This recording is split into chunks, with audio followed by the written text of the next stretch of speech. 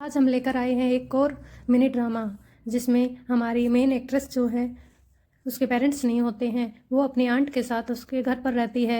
उसकी आंट उससे सब काम करवाती है, पैसे कमाने के लिए भी बाहर भेजती है और उसे टॉर्चर भी करती है।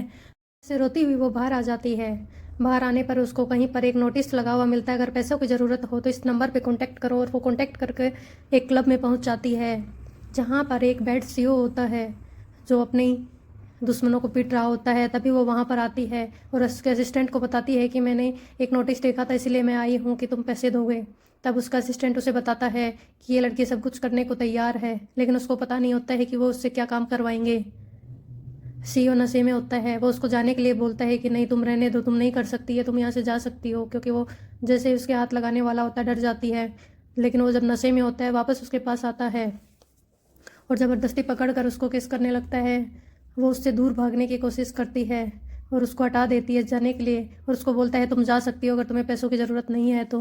वो उसको जाने देता है, छोड़ देता है। लेकिन जैसे ही वो वापस जाती है तब उसको याद आता है कि उसके घर पे क्या हुआ था उसके साथ।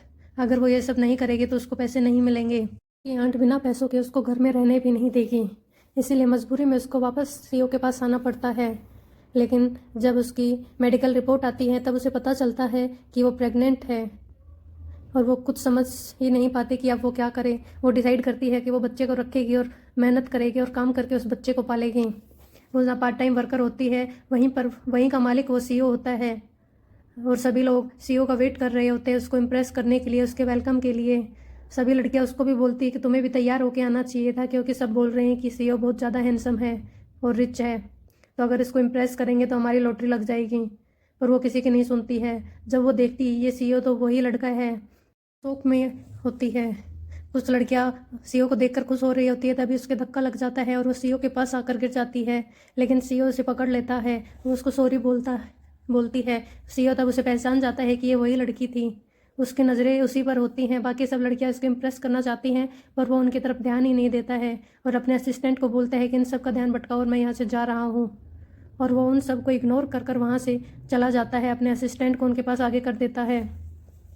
और वो वापस उसी लड़के के बारे में सोचता है और उसका असिस्टेंट बताता है कि ये तो उस रात वाली ही लड़की थी जो तुम्हारे पास पैसों के लिए आई थी। और वो उसके बारे में सोचने लगता है और वो बोलते हैं ये सब लड़कियां पागल हो गई हैं, चलो अंदर चलते हैं।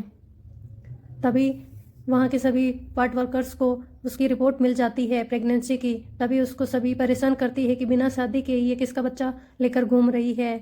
उसका असिस्टेंट देख लेता है कि वो प्रेग्नेंट है और वो समझ जाता है कि ये उसके सीईओ का ही बच्चा है और वो अपने सीईओ के पास कॉल करता है और उसके पास चला जाता है। जब वो लड़की अपने घर आती है तब वो अपने आंट को बात करते हुए सुनती है। तब उसको लगता है कि उसे यहाँ से चले जाना चाहिए, क्योंकि अगर उसके आंट को पता चल गया कि वो प्रेग्नेंट है तो वो उसको यहाँ पर रहने नहीं देंगे।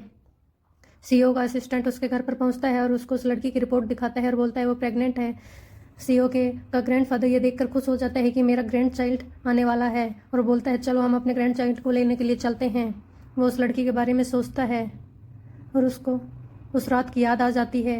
और उसके बदले उसको वो पैसों की जगह एक कार्ड देकर जाता है और बोलता तुम इसमें जितने चाहिए पैसे यूज़ कर सकती हो, ये तुम्हारे लिए ही है। ये सब बोलकर वो वहाँ से चला जाता है। ये दादा को ये सब सुनकर बहुत ज़्यादा खुशी होती है और बोलते हैं कि हम इससे खुश हैं और हम उसे अपनाएंगे। नेक्स्ट डे जब उसके पेरेंट्स को पता चलता है कि वो प्रेग्नेंट है और इसका बाप कौन है वो नहीं बताती है किसी को भी। सभी लोग उसको परेशान करते हैं, उसके पार्ट टाइम वर्कर्स साथ वाले भी और उसके फैमिली मेम्बर्स भी। और बोलते हैं कि तुम्हें इस बच्चे को गिराना ही होगा, नहीं तो तुम्हें बताना होगा कि ये बच्चा किसका है। और वो सब उसको परेशान करते रहते हैं। तभी उसके घर वाले उसको डंडे से मारने की कोशिश करते हैं। जैसे ही मारने लगते हैं वो सीईओ के असिस्टेंट के पास कॉल करती है और वो स्पीकर पे करके उन सभी को सुनाता है कि उस लड़की के साथ बुरा हो रहा है। सभी लोग उसको मिलकर परेशान कर रहे हैं और उसके फैमिली मेम्बर्स भी उसको मार रहे हैं। तभी वो सारे लोग वहाँ पहुँच जाते हैं और उन सबको रोक लेते हैं। सीईओ सभी की साइड देखता है कि तुम्हारी हिम्मत कैसे हुई ये सब करने की। जैसे ही उसका फैमिली मेम्बर उसको बताता है कि ये नाजायज़ बच्चे को लेकर घूम रही है तभी वो उसको मारता है और उस लड़की के पास जाता है। तब तक वो बेहोश हो चुकी होती है और उसको अपने गोद में उठाकर अपने साथ ले जाता है। आंट उसको रोकती है। तब वो बोलता है ये बच्चा मेरा है और तुम सब इससे दूर रहो। अगर ऐसे ये ड्रामाज और देखने हो तो चैनल को सब्सक्राइब करें।